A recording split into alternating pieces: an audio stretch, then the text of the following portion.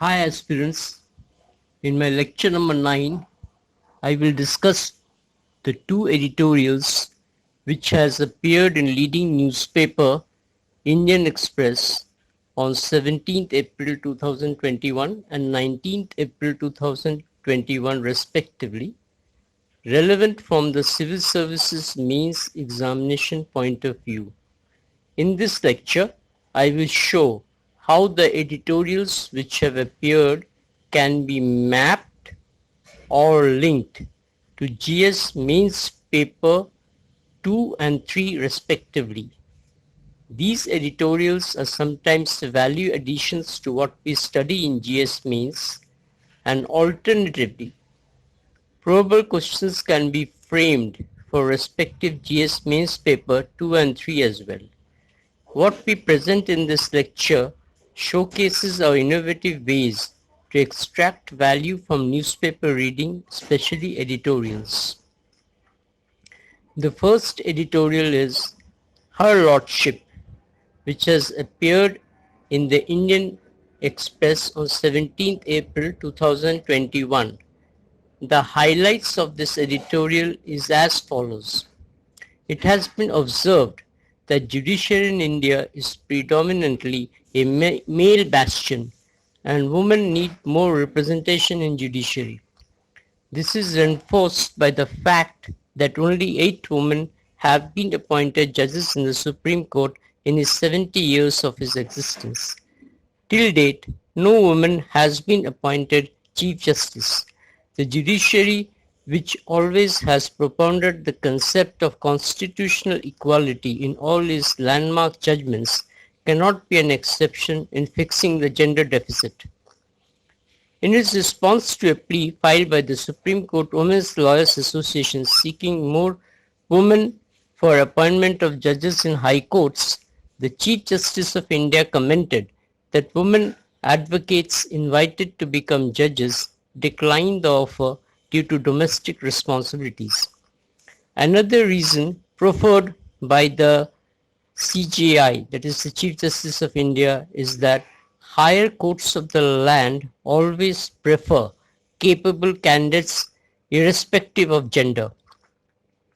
Now, the challenge faced by all institutions is to design their systems for greater inclusiveness of gender and caste.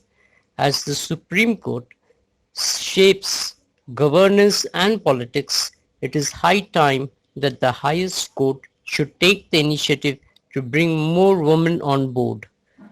Onus lies with the Supreme Court to fix the gender deficit, and failure to do so derails justice. This particular editorial is linked to GS Mains Paper 2. The probable question on this particular editorial is inadequate representation of women in higher judiciary derails gender equity and inclusiveness. Discuss. I am repeating the question again. Inadequate representation of women in higher judiciary derails gender equity and inclusiveness. Discuss. Now I move to the second editorial, which talks about direct benefits transfer to the farmers.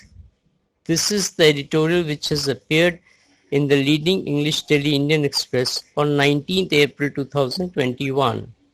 The highlights of this editorial is as follows. Since technology exists for direct benefit transfer, the minimum support price for farmer produce is ensured. This is attributed to the fact that bank accounts are linked to every individual's Aadhaar and mobile number. Unfortunately, direct benefit transfer has not been implemented in Punjab and Haryana till recently, which together contributed paddy and wheat worth rupees 87,690 crores at MSP value to the central pool in 2020-21. It has been observed that government agencies were procuring grains from these two states and paying MSP not to farmers.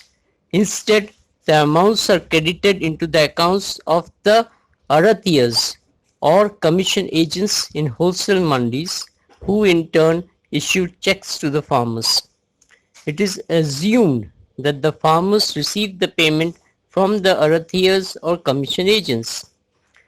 Direct benefit transfer has been made mandatory in this Rabi marketing season by the current government, and MSP payments will be credited to farmers' accounts. This will happen only when the details of all concerned farmers are uploaded on the official procurement portal for procurement of grain. The arathiyas or the commission agents who wield enormous political clout in the two granary states have always opposed the new system. With DBT, they can no longer collect the dues upfront and pay farmers after making the necessary deductions. But the government's responsibility is to the farmer. The arathiyas or commission agents get 2.5% commission for facilitating the entire procurement operations in mandis. This commission is on the MSP. The MSP itself can only be paid to the farmer. It isn't the government's job to be a facilitator for loan recovery. Next step contemplated by the government is to cap procurement.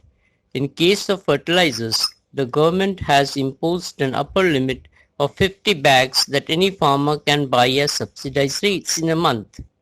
It should be similarly possible to restrict MSP procurement to the produce of not more than 10 acres per farmer. The idea here is to extend MSP benefits to the maximum number of especially small and marginal farmers and in the states where government procurement is quite insignificant.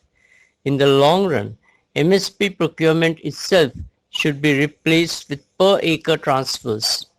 Farmers are better off with minimum income rather than price support.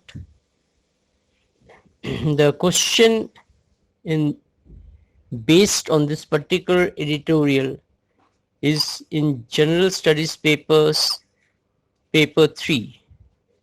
The probable question should be like this: is direct benefit transfers to farmers are boon or a bane? Discuss.